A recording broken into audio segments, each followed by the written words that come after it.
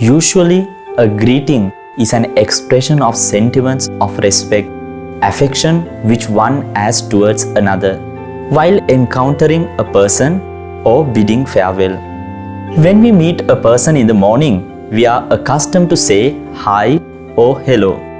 And when we take leave, we say goodbye. Catholics have the habit of greeting each other saying God bless you. But in every video of the marvels of Christendom, many among you may have perceived that we greet usually saying Salve Maria.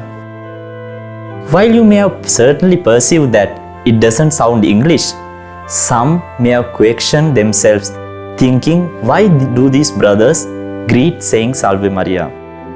So today, we are going to find out about this wonderful Marian way of greeting. The greeting Salve Maria comes from Latin and it means Hail Mary. While many of our greetings are pure outcomes of human interactions, this particular greeting was not such an outcome. Our Lady was greeted with this salutation by the angel Gabriel during the Annunciation. So as this angel was God's own messenger, we may for sure affirm that these words are the words of God Himself. Saint Bernard has been known as the Dr. Mellifluous due to the sweetness and beauty of language in his writings and sermons. That sweetness was even more clear in all his writings on Our Lady. He never ceased to speak of the wonders of heaven, especially of the Queen of Heaven, the sweet ever Virgin Mary. In fact, he was the one of the first to call the Virgin Mary by the name Our Lady and to acclaim her for the first time with the following invocation, as it is mentioned in the final part of the Hail Holy Queen, O clement, O loving, O sweet Virgin Mary.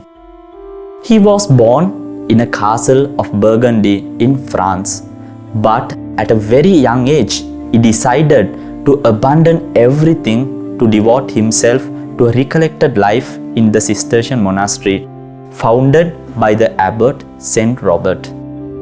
Later, many other monasteries were founded by him. It is said that in the cloister of one such monastery, there was a beautiful stone image of Our Lady. Every time when Saint Bernard would pass before this image, he made a small bow and greeted the Holy Virgin saying, Hail Mary, or in other words, as Salve Maria. This was always done with deep devotion as a small gesture of love. It happened that one day, Saint Bernard passed the image and forgot to greet Our Lady because he was very concerned with solving a problem in his community.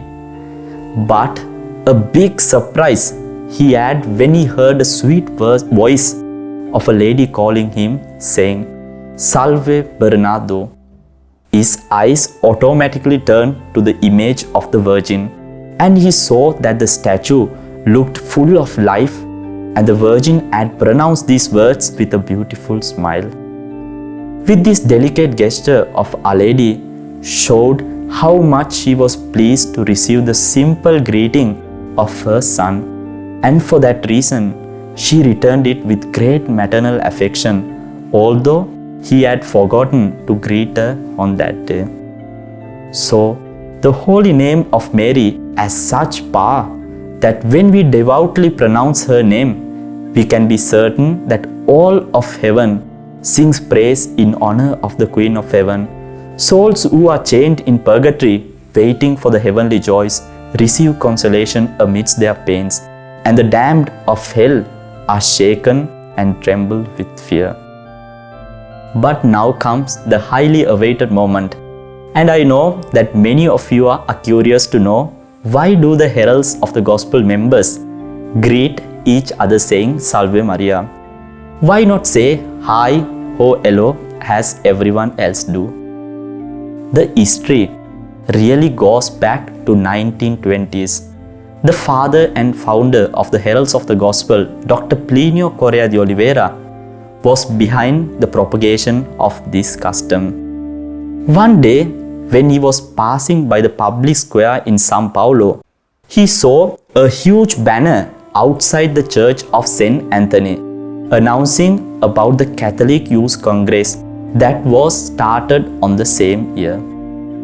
Dr. Plinio was amazed to see that banner because he thought that as he was isolated by many of his friends and even relatives due to his purity of customs, he was the last young Catholic in São Paulo, and he couldn't imagine that there was still a group of young Catholics. Immediately, he registered in order to participate in the Congress. And so, in 1928, at the age of 20, Dr. Plinio actually joined the Catholic movement. A few days after the Congress, he got himself enrolled in the Marian congregation of the Legion of St. Peter, which was operated in the Church of St. Cecilia.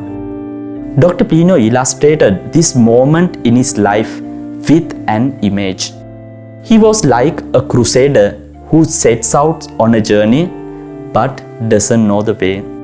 He makes mistakes in many places, but at certain moments he sees the path and joyfully exclaims saying, "That's the path through which I'll reach to the sea, where I shall reach to the ships that will take me to the Holy Land." And he concluded, "From now on, I'll go to my Jerusalem. I'll fight hard. The way is now discovered. Now what is needed is to fight." Now the story behind promoting the greeting Salve Maria is very interesting. Dr. Plinio was an ardent Catholic who desired with all his heart and soul the establishment of the reign of Christ on this earth. At this time, Dr. Plinio was a 20-year-old law student. As an upright Catholic, he saw the church as the pillar of the world, and only the church could be the solution to the world crisis. He was helped by natural and supernatural gifts through which divine providence used Dr. Plinio to have a lot of influence over the Catholic ambiences. In 1930, he was appointed director of the Jackson de Figueiredo Academy belonging to the Marian congregation, and the following year, he was elected the first secretary of the Marian congregation. In 1932, the Catholic Electoral League was founded in São Paulo. Dr. Plinio was chosen to be its general secretary, and finally, at just 23 years of age, Dr. Plinio was elected federal deputy with the most votes in Brazil. As the youngest and most voted deputy in Brazil, Dr. Plinio fought for the church from the political field until the Constitution of 1934. Dr. Plinio acted effectively to obtain religious teachings in schools, chaplains in the armed forces, and many other privileges for the Holy Church. With all these actions at such a young age, Dr. Plinio saw the rise of the movements of Nazism and Fascism, which caused a lot of harm to many Catholics. Under the influence of these movements came forth a Brazilian version called the Integralism. This movement grew rapidly in Brazil and attracted a lot of followers. Even good Catholics, including Marian congregants who were friends of Dr. Plinio, were themselves moved to join this, thinking that it was a movement that had nothing anti-Catholic and favored the welfare of society.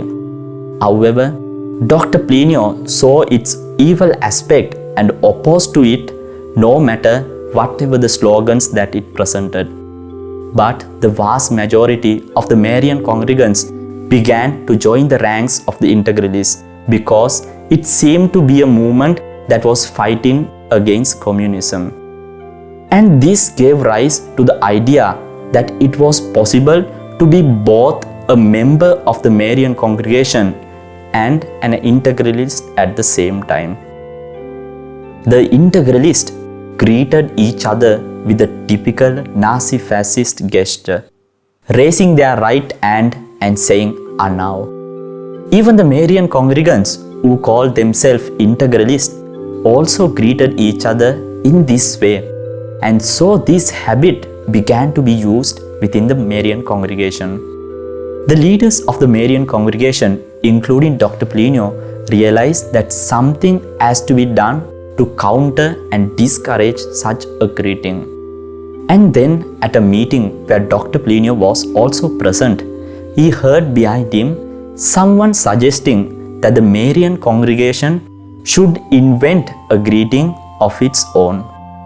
And at the same time, Father Ireneo Cursino, who was presiding over the meeting, raised the subject that it was necessary to come up with a unique greeting for the Marian congregants. That same person who was behind Dr. Plea, the one who had raised the subject of the greeting, also suggested that it should be Salve Maria.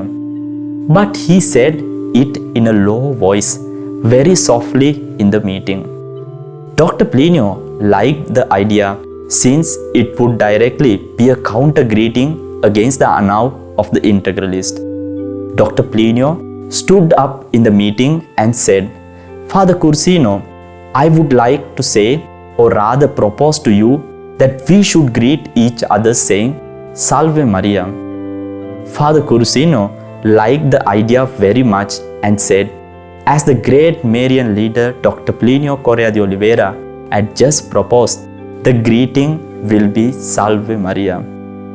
And everyone present at the meeting began to applaud for Dr. Plea. When the meeting ended, Dr. Plea approached Father Cursino to explain to him that the idea of the greeting was not his own, but that of someone else who was at the meeting. But the priest congratulated Dr. Plea again, telling him that it was he who had proposed it.